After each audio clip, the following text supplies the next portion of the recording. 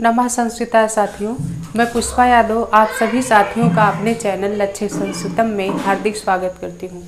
साथियों, हम अध्ययन कर रहे हैं डॉक्टर बाबूराम सक्सेना की पुस्तक संस्कृत व्याकरण प्रवेशिका के आधार पर समास प्रकरण। समास प्रकरण में साथियों हम अव्ययी भाव समास का अध्ययन कर रहे हैं और अव्ययी भाव समास में हम गिरिचा सेनकस सूत्र तक का अध्ययन कर चुके हैं। अब उसके आगे का जो सूत्र हमारा है वो सूत्र है अव्ययम विभक्ति समीप समृद्धि वृद्धि यथा अभावात असंप्रत शब्द प्रादुर्भाव पश्चात यथा अनुपूर्व योगपद सादृश संपत्ति साकल्य अंत वचनेषु। यानी इन 16 अर्थों में अव्यय विभक्ति समीप समृद्धि वृद्धि अर्था अभावात असंप्रत शब्द प्रादुर्भाव पश्चात यथा अनुपूर्व योगपद सदृश संपत्ति साकल्य अंत, इन 16 अर्थों में अव्ययी भाव समास होता है। अव्ययी भाव समास का ये वेरी इंपॉर्टेंट सूत्र है साथियों, और ये सबसे बड़ा सूत्र है। ये सूत्र कह रहा है इसमें 16 शब्द है, 16 शब्दों के अर्थ में अव्ययी भाव समास होता है। तो आइए चले हम इसका इन 16 का कहाँ समास किस किस अर्थ में हुआ है उसका हम अध्ययन करते हैं। बाबूराम सक्सेना की जो पुस्तक है संस्कृत व्याकरण प्रवेशिका के आधार पर इन्होंने जैसे दिया है हमको बस वैसे ही अध्ययन करना है। तो इसमें दिया है कि अव्यय का किस अर्थ में, विभक्ति अर्थ में, समीप अर्थ में, समृद्धि अर्थ में, वृद्धि अर्थ में, अभावात असंप्रति शब्द प्रादुर्भाव अर्थ में, पश्चात अर्थ में, यथा अर्थ में, अनुपूर्व अर्थ में, योगपद अर्थ में, सादृश्य अर्थ में, संपत्ति अर्थ में, साकल्य अर्थ में और अंत अर्थ में, इतने 16 अर्थों में जो अव्यय का समास होगा वह कौन सा समास होगा? अव्ययी भाव समास होगा। जैसे इसमें इन्होंने पहला उदाहरण दिया है, क्या है कि अधिअव्यय किस अर्थ में? पहला इन्होंने दिया विभक्ति अर्थ में। विभक्ति अर्थ में कह रहे हैं विभक्ति अर्थ में किस अव्यय का समास होगा? तो इन्होंने उदाहरण में दिया है अधिअव्यय का। अधिअव्यय, अव्यय इनका क्या है? अधि है। अधिअव्यय का विभक्ति अर्थ में इन्होंने समास लिखा है। विभक्ति अर्थ का है कि अधिअव्यय का अधिहरि, क्या है दिया इन्होंने? अधिहरि दिया है। कि विभक्ति अर्थ में कोई ऐसा शब्द हो जिसका सुबंत के किसी भी सुबंत के साथ समास हो जाए। तो बाबूराम सक्सेना की जो संस्कृत व्याकरण प्रवेशिका है उस पुस्तक में इन्होंने उदाहरण दिया है अधिहरि। अधि अव्यय है। अधि क्या है? अधि अव्यय है, उपसर्ग भी कहलाता है, निपात भी कहलाता है, गतिसंज्ञक होते हैं और कहीं कहीं क्रम प्रवचनीय भी होते हैं। अधि क्या होते हैं? अव्यय, निपात, उपसर्ग, गति और कहीं कहीं क्रम प्रवचनीय भी कहा जाता है। तो यहाँ जो अधि है ये अव्यय अर्थ में है। किस अर्थ में है? अव्यय अर्थ में है। क्यों है? क्योंकि अव्ययी भाव समास का हमने पहले बताया है कि अव्ययी भाव समास का जो पहला पद होता है वह अव्यय होता है और दूसरा पद संज्ञा होता है। दोनों मिलकर के अव्ययी भाव समास बनाते हैं। तो अधिहरि इन्होंने उदाहरण दिया, तो अधिहरि को इन्होंने विभक्ति अर्थ में रखा। अधिहरि का उदाहरण किस अर्थ में है? विभक्ति अर्थ में है। क्यों है? क्योंकि अधि जो अव्यय है इस अधि में अव्यय में सप्तमी विभक्ति भी है। अधि अव्यय में कौन सी विभक्ति है? सप्तमी विभक्ति है।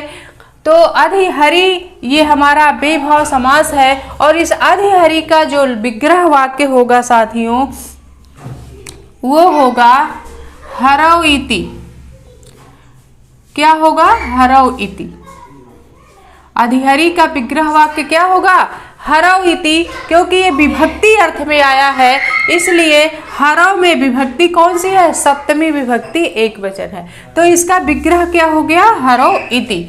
हरौ इति हो गया। और समास में विग्रह दो प्रकार से होता है, एक तो लौकिक विग्रह होता है और दूसरा अलौकिक विग्रह होता है। अलौकिक, ये जो हरौ इति है ये लौकिक विग्रह है और अलौकिक विग्रह में साथियों, अलौकिक विग्रह में जो है जो विग्रह होता है उसकी विभक्ति लिख दी जाती है। जैसे हरव हरि है तो हरि शब्द का रूप है हरव, हरि का सप्तमी विभक्ति है तो सप्तमी विभक्ति लग के हरव बना है। तो हम जो सुप प्रत्यय है शब्द में सुबंत में सुप प्रत्यय लगते हैं, यानी जब शब्द रूप बनाया जाता है तो उसमें सुबंत का सुप प्रत्यय लगता है। जो सुप कितने हैं? 21 प्रत्यय है। सु औजस अम और सस टा भ्याम भिस गे भ्याम भस गेस भ्याम भस गेस ओस आम गी ओस सुप। तो हमारा इस तरह से ये जो सातों विभक्तियों में हमारा सुप प्रत्यय है 21, ये सुप प्रत्यय सुबंत में लगते हैं, शब्द रूप में लगते हैं। तो ये हरि है, हरव है, हरि का सप्तमी विभक्ति का एक वचन का रूप हरव है। तो जब हम इसका अलौकिक विग्रह करेंगे, यहाँ हम बता दे रहे हैं एक उदाहरण दे करके। अलौकिक विग्रह में साथियों क्या होगा? हरव का हरि मूल रूप क्या है? हरि है, सुबंत हरि है, और हरव में सप्तमी विभक्ति है तो इसका विभक्ति लिख देंगे नी। क्या है? नी है। सप्तमी विभक्ति में सुबंत नी लगता है, ई ओस सुप क्या लगता है? नी। तो हरि नी अधि, हरि ई अधि। अधि क्यों है? क्योंकि अधि अर्थ में अधि अव्यय है ना, अधिहरि समस्त पद जो बना है हमारा अधि अव्यय का हरि सुबंत के साथ, अधि अव्यय का हरि सुबंत के साथ समास हुआ है तो बना है अधिहरि, और इसका विग्रह वाक्य होगा हरव इति। और ये हमने लौकिक विग्रह समझाया इसलिए कि हरव लौकिक विग्रह में जो शब्द होते हैं उसका विभक्ति मूल रूप और जिस अव्यय के साथ समास हुआ होता है वह लिखा जाता है। तो हरव में सप्तमी विभक्ति है तो मूल सुबंत हरि है, हरि का सप्तमी विभक्ति का जो सु प्रत्यय सु ओजस आदि प्रत्यय लगे हैं तो सप्तमी का एक वचन है तो नी लगता है, सप्तमी के एक वचन में गी है और अधि लिख देंगे। तो यहाँ अधि लिखते हैं तो अधिहरि कैसे बना? तो अव्यय विभक्ति समीप समृद्धि वृद्ध अभाव अत्यंत असंप्रक्त शब्द प्रादुर्भाव पश्चात यथा अनुपूर्वेण योगपद सादृश्य संपत्ति साकल्य अंत वचनेषु। सूत्र से इसमें अव्यय भाव समास होगा, लेकिन कह रहे हैं इसमें कैसे होगा कि ये हरि नी अधि है तो अधिहरि कैसे बना? तो अधि अव्यय का यहाँ अधि का जो है प्रथम निष्ठ समास उपसर्जनम से उपसर्जन संज्ञा होती है। प्रथम निष्ठ समास उपसर्जनम से उपसर्जन संज्ञा हो जाती है, और उपसर्जनम पूर्व में एक सूत्र है जिससे उपसर्जन जो जिसकी उपसर्जन संज्ञा होती है साथियों उसका पूर्व निपात होता है, यानी जिस शब्द की उपसर्जन संज्ञा होती है उसका सूत्र में पहले प्रयोग होता है। तो यहाँ अधिहरि जो शब्द बना है इस अधि का अधि जो अधि अव्यय है इस अधि का प्रथम निर्दिष्ट समास उपसर्जनम से उपसर्जन संज्ञा होगी और उपसर्जनम पूर्वम से पूर्व निपात होगा। तो हमारा ये जब इसका पूर्व निपात यानी इस अधि का पहले प्रयोग होगा जब, तो हमारा ये शब्द बन जाएगा अधिहरि, और हरि में ङी सप्तमी का लगा है ङी प्रत्यय, अधिहरि ङी ऐसे बना, अधिहरि ङी बना। तो अधि का जब उपसर्जनम पूर्वम से पूर्व निपात हो गया तो अधिहरि ङी बन गया। उसके बाद समास में एक सूत्र आता है सुपो धातु प्रातिपदिकयोः। प्रातिपदिक में जो सुप आदि यानी सु वाव जस आदि जो है सुप प्रत्यय जुड़ते हैं उनका लोप हो जाता है।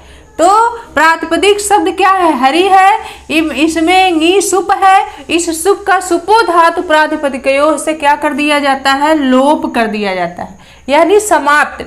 जब इसका लोप हो जाएगा तो हमारा शब्द क्या बन जाएगा? अधिहरि बन जाएगा। क्या बन गया? अधिहरि बन गया। अब यही अधिहरि है यहाँ, ये अधिहरि जो बना है यही अधिहरि यहाँ है, तो ये समस्त पद बन गया क्या? अधिहरि। अब इस अधिहरि का जो लौकिक विग्रह है साथियों वह हरव इति है, क्योंकि इस अधिहरि में सप्तमी विभक्ति लगी है तो सप्तमी विभक्ति के एक वचन में रूप हरव चलता है। हरि हरिम हरिड़ा हरे हरे हरे हरव। सप्तमी के एक वचन में हरौ जब इंगी सुप लग गया तो हरौ बन गया, तो हरौ इति हो गया। इस आधिहरी में कौन सा समास है? अव्ययीभाव समास है।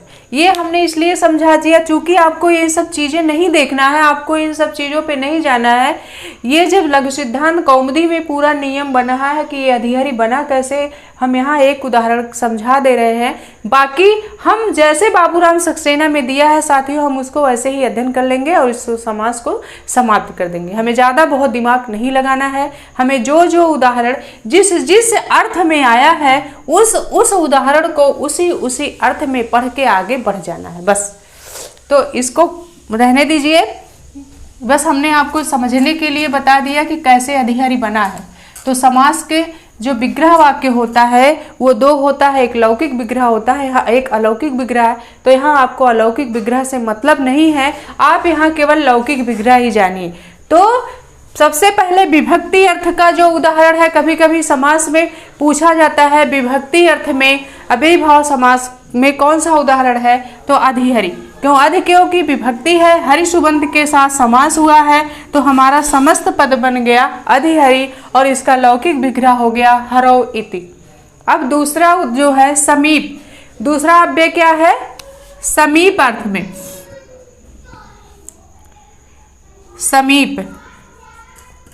समीप अर्थ में अब दिया है कि समीप अर्थ में कोई ऐसा अव्यय हो जिसका अर्थ समीप हो और उसका किसी सुबंत के साथ जब समास होगा तो वहां अव्ययीभाव समास हो जाएगा। तो इसमें इन्होंने उदाहरण दिया समीप अर्थ में उपगंगम।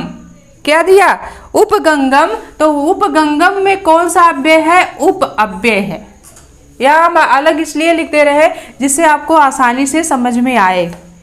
तो उप है। अब समीप अर्थ में इन्होंने उदाहरण एक ढूंढ के ले आया, जो लाए रखे हैं बाबूराम सक्सेना, वो क्या है? उपगंगम है।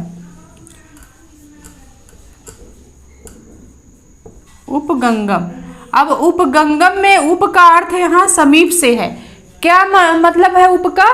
यहाँ जो समीप अर्थ में कौन सा अव्यय आया है? उप अव्यय आया है, क्योंकि एक एक अव्यय के जो है कई कई अर्थ होते हैं। तो यहाँ एक अर्थ उप का समीप भी होता है, इसीलिए यहाँ उपगंगम शब्द बना, गंगा के समीप। गंगा के क्या? समीप। अब उपगंगम में समस्त पद हमारा उपगंगम है। इस उपगंगम में कौन सा समास है साथियों? अव्ययीभाव समास है। और इस उपगंगम अव्ययीभाव समास का जो विग्रह वाक्य होगा वो होगा गंगायाः समीपम होगा। गंगायाः समीपम, गंगायाः समीपम। या लेकिन बाबूराम सक्सेना में जो दिया है गंगायाः समीपे दिया है। क्या दिया है? गंगायाः समीपे दिया है, लेकिन उससे मतलब नहीं है, गंगायाः समीपम होगा। अगर जैसे गंगायाः समीपे हमारा परीक्षा में आ जाता है गंगायाः समीपे, तो किताब में है तो हम उसी को आधार बना के अपना आंसर भी देंगे, और वो आंसर हमारा अगर आयोग गलत मानता है तो हम उसी को आधार बना के कोर्ट में भी चले जाते हैं। तो ये क्या हो गया? गंगायाः समीपम या गंगायाः समीपे। तो यहाँ समीप अर्थ में उप अव्यय का गंगा सुबंत के साथ समास हुआ है। समीप अर्थ में कौन है? उप अव्यय है, और इस उप अव्यय का गंगा जो है सुबंत के साथ क्या हुआ है? समास हुआ है, और हमारा समस्त पद बना है उपगंगम। उपगंगम में अव्ययीभाव समास है, जिसका लौकिक विग्रह है गंगायाः समीपे। अब इसका अगर अलौकिक विग्रह जानना है तो गंगायाः षष्ठी का क्या है? एक वचन है, तो एक षष्ठी का ये एक वचन है, तो षष्ठी के एक वचन में गंगा में कौन सा प्रत्यय लगता है? सुप का कौन सा प्रत्यय जुड़ा है गंगा में? तो वही आपको लिख लेना है, गंगा यस और समीप, गंगा यस समीप। तो लेकिन आप अलौकिक विग्रह में मत जाइए, बस इतना ही ध्यान दीजिए कि समीप अर्थ में उप अव्यय का गंगा सुबंत के साथ समास होके हमारा शब्द बन गया उपगंगम, जिसका सामासिक विग्रह है गंगायाः समीपे, गंगा के समीप। इसका अर्थ क्या होगा? गंगा के समीप, गंगा के समीप। अब तो ये क्या था, समीप अर्थ में था। अब क्या है, समृद्धि। दूसरा अर्थ हमारा क्या है, समृद्धि। समृद्धि अर्थ में। अब समृद्धि अर्थ में कोई ऐसा अव्यय हो जिसका अर्थ समृद्धि हो और उसका किसी सुबंत के साथ अगर समास होता है तो वहाँ अव्ययी भाव समास होता है। तो इसमें समृद्धि अर्थ में इन्होंने एक उदाहरण लाके रखा, सुमद्रम। क्या रखा इन्होंने, सुमद्रम। सुमद्रम, यहाँ समृद्धि अर्थ में एक सु अव्यय का, ये सु क्या है, अव्यय है। ये सु हमारा क्या है, अव्यय है। यानी सु अव्यय का अर्थ जो है, एक अर्थ समृद्धि भी होता है, क्योंकि हमने अभी बताया हर अव्यय का जो है 20-20 अर्थ होते हैं। तो यहाँ सु अव्यय का एक अर्थ समृद्धि भी होता है। तो समृद्धि अर्थ में इन्होंने उदाहरण रखा सुमद्रम। यानी मद्र कोई देश है जिसका नाम मद्र देश है, और मद्र देश का सु का मतलब समृद्धि, संपन्नता। तो सुमद्रम, मद्र देश की समृद्धि। तो इसका जो विग्रह वाक्य होगा, मद्राणाम समृद्धि।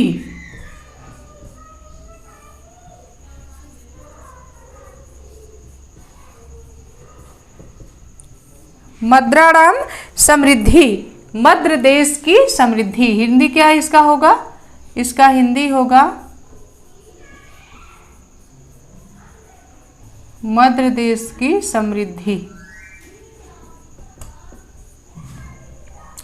तो सु अव्यय का इस वाक्य में, सु अव्यय का मद्र सुबंत के साथ जब समास हुआ तो हमारा समस्त पद बना सुमद्रम।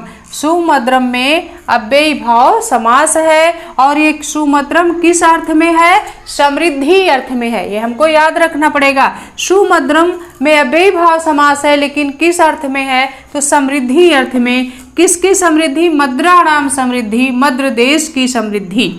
तो इसका विग्रह वाक्य हो जाएगा, मद्राणाम समृद्धि, मद्र देश की समृद्धि। तो सुमद्रम में कौन सा समास है, अव्ययी भाव समास है। किस अर्थ में है, समीप अर्थ में है। किस सॉरी समृद्धि अर्थ में है। किस अर्थ में, समृद्धि अर्थ में। समृद्धि अर्थ में कौन सा अव्यय लगा है, सु अव्यय लगा है। समृद्धि अर्थ में यहाँ सु अव्यय आया है, और सु अव्यय का मद्र देश के साथ जब समास हुआ तो सुमद्रम बना। और सुमद्रम में कौन सा समास है, अव्ययी भाव समास है। फिर अब अगला है, अगला हमारा कौन सा उदाहरण है, व्यर्थी।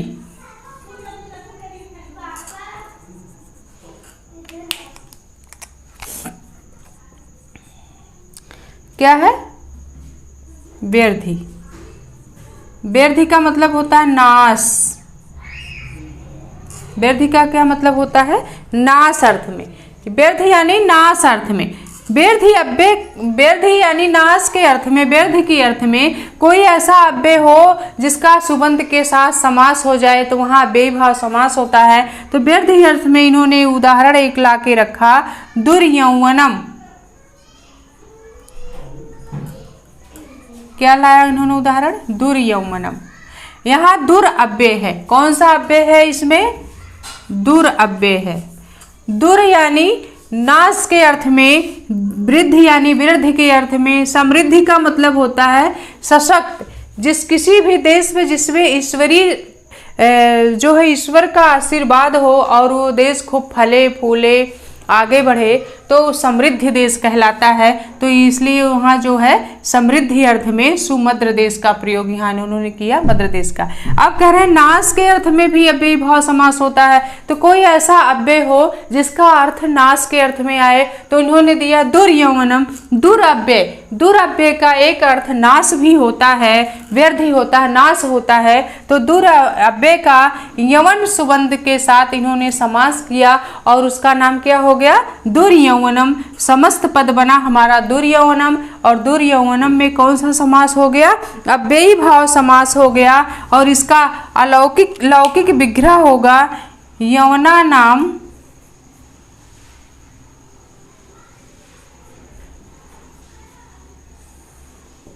यवना नाम व्यर्थी।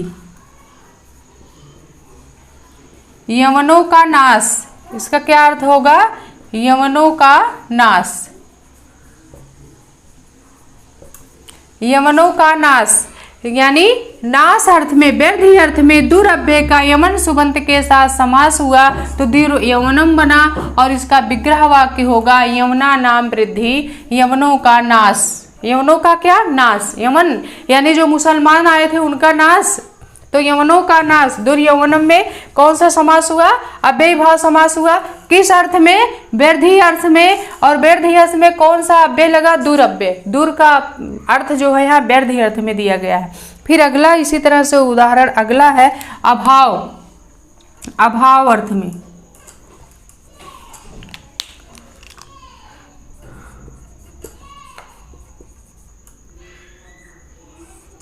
अभाव अर्थ में, अभाव अर्थ में कोई अव्यय हो जिसका किसी सुबंत के साथ समास हो, तो इन्होंने अभाव अर्थ में एक उदाहरण दिया निर्मस्कम। कौन सा उदाहरण, निर्मस्कम।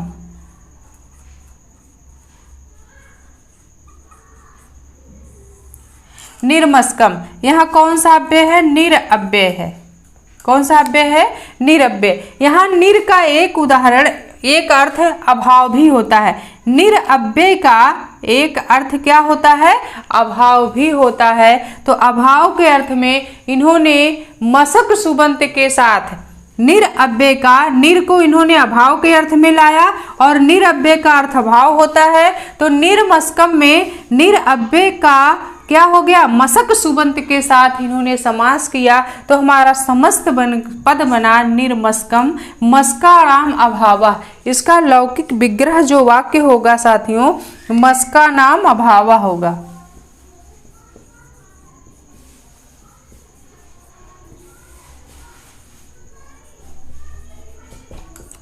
मस्का नाम अभावा, मस्का नाम अभावा हिंदी अर्थ इसका है मच्छरों का अभाव।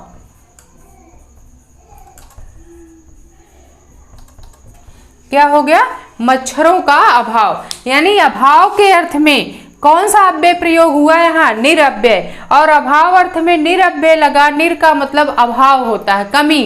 तो किसकी कमी हो गई, मच्छरों की कमी हो गई। मशक शब्द इन्होंने जोड़ दिया तो निर्मस्कम शब्द बना। जो समस्त पद हमारा क्या बना, निर्मस्कम बना। और निर्मस्कम में कौन सा समास हो गया, अव्ययी भाव समास हुआ। किस अर्थ में निर्मस्कम में अव्ययी भाव समाप्त हुआ, तो अभाव के अर्थ में। और इसका विग्रह वाक्य होगा मस्का नाम अभावा। इसका विग्रह वाक्य क्या होगा निर्मस्कम का, मस्का नाम अभावा। फिर क्या है, अभाव के अर्थ में। उसके बाद है अत्यंत के अर्थ में। अभाव, अत्यंत, असंप्रति। अत्यंत के अर्थ में, अत्यंत के अर्थ में कौन सा उदाहरण इन्होंने दिया, अत्यंत के अर्थ में। अत्यंत का अर्थ भी क्या होता है, नाश। अत्यंत का अर्थ क्या होता है, नाश। और नाश के अर्थ में इन्होंने और क्या लाया, कौन सा, कि इन्होंने कहा अत्यंत के अर्थ में। अत्यंत यानी नाश के अर्थ में किसी अव्यय का सुबंत के साथ समास हो, तो नाश के अर्थ में एक अव्यय का प्रयोग इन्होंने किया। किसका किया, अति। अति अव्यय का, यहाँ लिखते थे अति अव्यय। अति अव्यय का क्या किया, नाश के अर्थ में इन्होंने समास बनाया। तो समास हमारा दिया है यहाँ अति हिमम शब्द।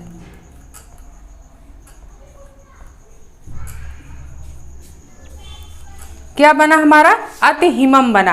अति हिमम, अति अव्यय जो यहाँ अति अव्यय का प्रयोग नाश के अर्थ में आया है। नाश के अर्थ में अति शब्द का प्रयोग आया है। तो अति का मतलब क्या हो गया, अति नाश के अर्थ में आया है, अत्यंत के अर्थ में आया है। हिमम का मतलब होता है क्या, बर्फ। तो अति हिमम, हिमस्य अत्यः, इसका समस्त पद क्या होगा, विग्रह वाक्य होगा हिमस्य अत्यः।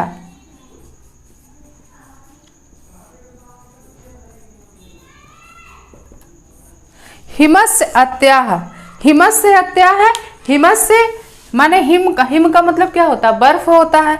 बर्फ की समाप्ति क्या होगा, बर्फ की समाप्ति। यहाँ अत्यंत का मतलब समाप्ति के अर्थ में या नाश के अर्थ में आया है, तो अति अव्यय का अर्थ यहाँ अत्यंत होगा, नाश होगा, समाप्ति होगा। तो किसकी समाप्ति? हिम यानी बर्फ की समाप्ति या जाड़े की समाप्ति। तो अति हिमम शब्द बना और अति हिमम में हमारा कौन सा समास हुआ?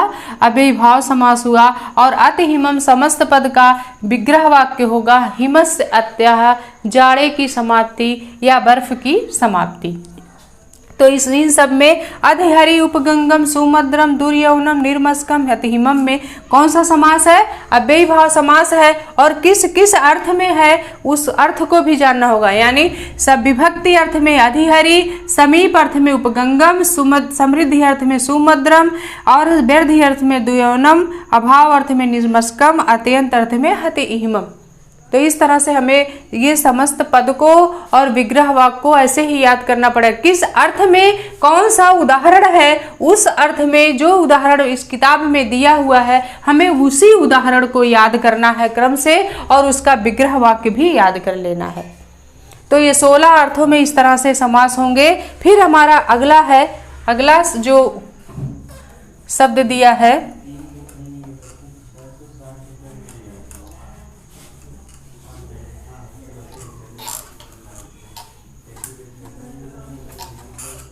अगला उदाहरण है किस अर्थ में?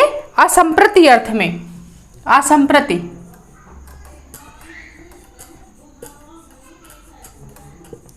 असंप्रति अर्थ में क्या है? असंप्रति का मतलब होता है अनुचित। क्या अर्थ होता है? असंप्रति का अर्थ होता है अनुचित, अनुचित अर्थ होता है।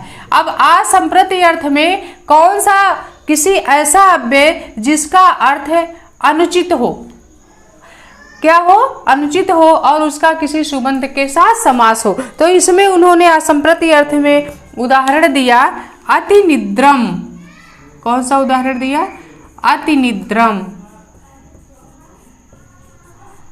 ये हमारा समस्त पद बन गया अति निद्रम। और अति क्या है? अव्यय है, तो हम यहाँ अव्यय की जगह अति लिख देंगे। अति अव्यय का निद्रम सुबंत के साथ, अति अव्यय का निद्रा सुबंत के साथ समास हुआ और हमारा समस्त पद बन गया अति निद्रम। अति निद्रम में कौन सा समास है?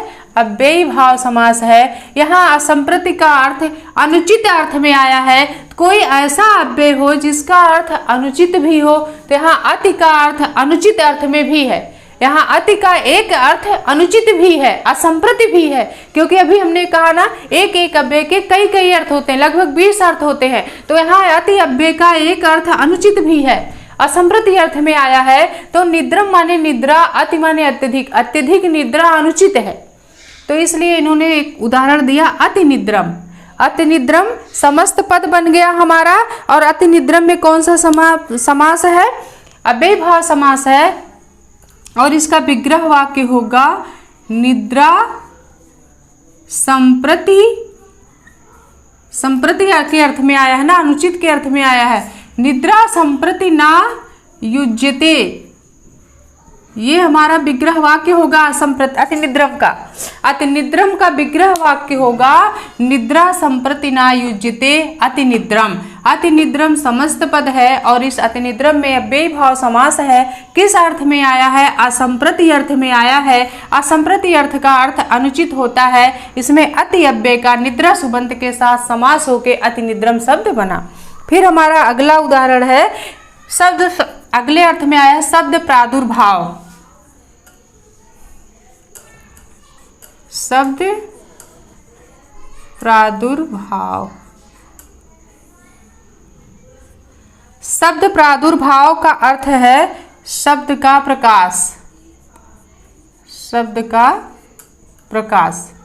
शब्द प्रादुर्भाव का अर्थ होता है साथियों शब्द का प्रकाश। शब्द प्रादुर्भाव में इनको उदाहरण मिला इति हरि। कौन सा उदाहरण इन्होंने लिखा? इति हरि। इति हरि। इति हरि में इन्होंने प्रादुर्भाव अर्थ में, शब्द प्रादुर्भाव अर्थ में इन्होंने अव्यय लाया कि कोई ऐसा अव्यय हो जो प्रादुर्भाव अर्थ में प्रयोग हो, तो इति आया। इति अव्यय का अर्थ प्रादुर्भाव के अर्थ में भी आता है। तो इति हरि, हरि शब्दस्य प्रकाशः, इसका हरि शब्दस्य प्रकाशः क्या हो जाएगा? विग्रह वाक्य हो जाएगा। इति हरि का विग्रह वाक्य होगा हरि शब्दस्य प्रकाशः।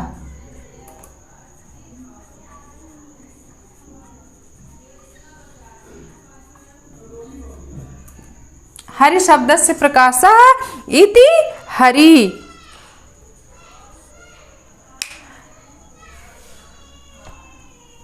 तो क्या हो जाएगा इति हरि में? इति हरि हमारा शब्द बना और इति हरि हमारा समस्त पद है, और इस समस्त पद में हमारा कौन सा समास हुआ? अव्यय भाव समास हुआ। और प्रादुर्भाव अर्थ में इति हरि का प्रयोग किस अर्थ में हुआ है? प्रादुर्भाव अर्थ में, शब्द के प्रकाश के अर्थ में आया है इति हरि। तो प्रादुर्भाव अर्थ में किस शब्द में अव्यय भाव समास हुआ है? तो हमें याद रखना प्रादुर्भाव अर्थ में हरि, इति हरि शब्द का अव्यय भाव समास हुआ है, जिसका विग्रह है हरि शब्द प्रकाशस्य। हरि शब्दस्य प्रकाशः या हरि शब्द प्रकाशस्य लिख देंगे, हरि शब्द प्रकाशस्य। फिर अगला उदाहरण है पश्चात।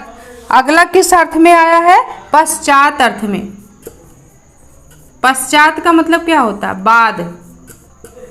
पश्चात की हिंदी क्या होगा? बाद। पश्चात अर्थ में क्या है कि ऐसा कोई अव्यय हो जिसका अर्थ पश्चात हो, बाद हो। तो बाद में जिस अव्यय का प्रयोग बाद के अर्थ में हो, उसका किसी सुबंत के साथ समास हो, तो वहाँ अव्यय भाव समास होता है। इन्होंने एक उदाहरण ला के रख दिया, अनुविष्णु। क्या है? अनुविष्णु। तो हमें जो उदाहरण किताब में दिया है साथियों, हमें उसी उदाहरण को याद रखना है। तो यहाँ पश्चात अर्थ में इन्होंने अनुअव्यय को ला के रखा। किस अव्यय को इन्होंने ला के रखा? अनुअव्यय को। अनुअव्यय, यहाँ अनु लिख देंगे, यहाँ इति। अनुअव्यय को इन्होंने पश्चात अर्थ में लाया। तो इसका उदाहरण इन्होंने अनुअव्यय का विष्णु सुबंध के साथ समास किया। तो हमारा समास बन गया अनुविष्णु, जिसमें अव्यय भाव समास है। और अनुविष्णु का शब्द क्या होगा? विष्णु लौकिक विग्रह होगा, विष्णोः पश्चात। क्या हो जाएगा? विष्णोः पश्चात होगा। अनुविष्णु, विष्णोः पश्चात अनुविष्णु शब्द बना हमारा, विष्णु के बाद। इसका अर्थ क्या होगा? विष्णु पश्चात, विष्णु के बाद। तो पश्चात यानी बाद अर्थ में क्या आया है? अनुअव्यय आया है। अनुअव्यय का जिसका एक अर्थ बाद में भी होता है, तो उन्होंने शब्द लिया विष्णु। विष्णु शब्द के विष्णु सुबंत के साथ अनुअव्यय को जोड़ा, तो अनुविष्णु शब्द बन गया। और अनुविष्णु शब्द में हमारा क्या बना साथियों? कौन सा समास? अव्यय भाव समास बना, जिसका लौकिक विग्रह हुआ विष्णोः पश्चात। और किस अर्थ में अनुविष्णु आया है? पश्चात अर्थ में आया है। अब है यथा। यथा अव्यय का जो है 4 प्रकार से प्रयोग हुआ, योग्यता, वीप्सा और अनतिक्रम सादृश्य। यथा अव्यय के 4 होंगे प्रकार। तो हम अब इसको, इस सूत्र को हमें ही खत्म कर रहे हैं साथियों। यथा अव्यय के साथ हम बाकी जो उदाहरण बचा हुआ है, यथा, अनुपूर्वेण, योगपद, सादृश्य, संपत्ति, साकल्य का हम पूरा उदाहरण जो है अगले वीडियो में बताएंगे। आज की वीडियो हम यही समाप्त कर रहे हैं साथियों, क्योंकि अभी हमें बहुत ज़्यादा काम भी है, कुछ अर्जेंट काम है, तो हम नहीं पढ़ा पा रहे हैं इस पूरे सूत्र को।